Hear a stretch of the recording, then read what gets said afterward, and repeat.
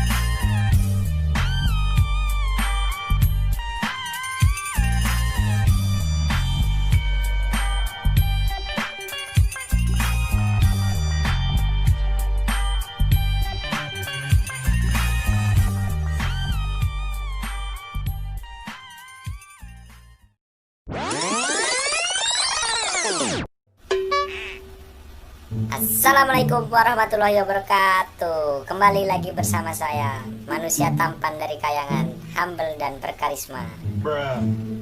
Selamat pagi, selamat siang, selamat sore, dan selamat malam. Silahkan pilih tergantung kapan Anda melihat tayangan ini. Kali ini saya akan mempresentasikan tentang dasar-dasar manajemen sumber daya manusia yang akan dibawakan oleh saya sendiri, karena hanya saya yang ada di sini. Baiklah, tidak perlu berjam-jam saya opening ya. Langsung simak tayangan berikut ini. Check it out. Oke, terima kasih karena sudah meluangkan waktunya.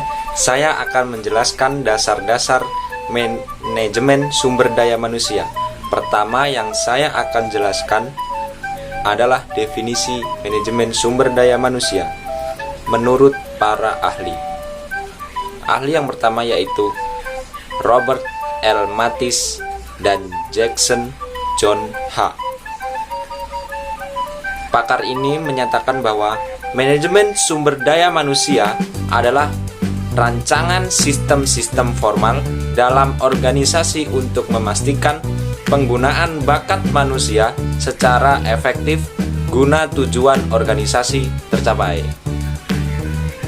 Tokoh yang kedua yaitu T. Hani Handoko. Menurut T. Hani Handoko, manajemen sumber daya manusia adalah penarikan, seleksi, pengembangan, pemeliharaan, dan penggunaan SDM atau sumber daya manusia untuk mencapai tujuan individu dan organisasi. Jadi, individu bekerja untuk organisasi. Jadi kesimpulannya adalah pemakaian tenaga kerja karyawan baik dimulai dari seleksi sampai pemeliharaan guna mencapai tujuan organisasi atau perusahaan agar berkembang dan maju. Setelah saya menjelaskan definisi, saya akan menjelaskan fungsi manajemen sumber daya manusia. Yang pertama yaitu staffing atau pencarian pekerja. Yang kedua performance evolution, jadi perbaikan performance, perubahan performance. Yang ketiga yaitu kompensasi, jadi orang yang bekerja diberikan kompensasi oleh perusahaan. Yang keempat training yaitu pelatihan, berupa pelatihan untuk bekerja, pelatihan untuk memperbaiki pendidikan. Yang kemudian yang kelima adalah employee relation, jadi hubungan antar sesama pekerja. Yang keenam safety and health. Safety yaitu keselamatan, health yaitu kesehatan. Jadi dalam bekerja itu harus diperhatikan keselamatan dan kesehatan pekerjaan. Yang ketujuh yaitu personal research. Oke, tadi adalah penjelasan mengenai definisi dan fungsi manajemen sumber daya manusia yang dijelaskan oleh saya sendiri. Berikutnya adalah peran dan tantangan manajemen sumber daya manusia sendiri. Langsung saja, yuk simak liputannya. Oke, tadi sudah dijelaskannya bahwa definisi dan fungsi manajemen. Berikutnya adalah peran manajemen sumber daya manusia. Yang pertama yaitu advisory atau counseling role. Jadi, Departemen Manajemen Sumber Daya Manusia berfungsi atau berperan sebagai konsultan untuk karyawan dan perusahaan agar masalah tentang pekerja dapat dikendalikan dengan baik dari informasi yang beredar dan pemecahan masalah. Yang kedua yaitu service role.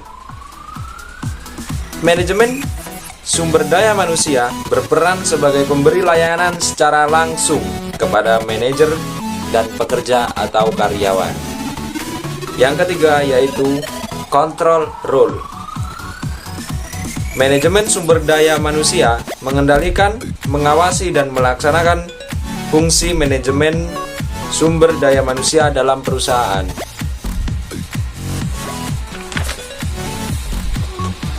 Berikutnya adalah tantangan manajemen sumber daya manusia. Dalam pelaksanaan manajemen sumber daya manusia juga mempunyai tantangan, yaitu ada dua bentuk. Yang pertama, tantangan eksternal, dan yang kedua yaitu tantangan internal. Tantangan eksternal sendiri memiliki 5 bentuk, yaitu 1. Perubahan lingkungan bisnis yang cepat. Yang kedua, globalisasi. Yang ketiga, peraturan pemerintah. Yang keempat, perkembangan perusahaan dan peranan keluarga. Yang kelima, kekurangan tenaga kerja terampil. Berikutnya adalah tantangan internal. Tantangan internal sendiri memiliki 5 bentuk, yaitu posisi organisasi dalam bisnis yang kompetitif. 2. Pengurangan tenaga kerja. 3. Budaya organisasi. 4. Teknologi. 5. Serikat pekerja. Terima kasih karena masih setia bersama saya. Karena setia itu berat. Oke, tadi adalah penjelasan mengenai peran dan tantangan manajemen sumber daya manusia. Kali ini akan saya jelaskan konsep pendekatan dalam manajemen sumber daya manusia dan akan saya jelaskan juga prinsip manajemen sumber daya manusia. Langsung saja, ayo meluncur. Oke, tadi sudah dijelaskan tantangan manajemen sumber daya manusia dan peran manajemen sumber daya manusia. saya akan menjelaskan konsep pendekatan manajemen sumber daya manusia. Yang pertama, yaitu pendekatan mekanis, mengganti tenaga kerja manusia dengan tenaga mesin. Yang kedua, pendekatan paternalis, yakni manajer dan pekerja bertindak seperti bapak dan anak. Yang ketiga yaitu pendekatan sistem sosial, memberi pemahaman bahwa perusahaan adalah suatu sistem yang kompleks. Berikutnya adalah prinsip manajemen sumber daya manusia. Ada 5 prinsip. Yang pertama, sumber daya manusia adalah kekayaan perusahaan yang paling penting dan berharga. Karena kalau tidak ada mereka, perusahaan mau bikin apa? 2. Peraturan, prosedur, dan mekanisme saling berhubungan dengan manusia dan perusahaan. Yang ketiga, budaya dan nilai perusahaan. Yang keempat, manajemen sumber daya manusia berperan penting dalam pencapaian tujuan perusahaan. Yang kelima, 4 prinsip di atas harus ditanamkan dalam hati setiap anggota dalam suatu perusahaan.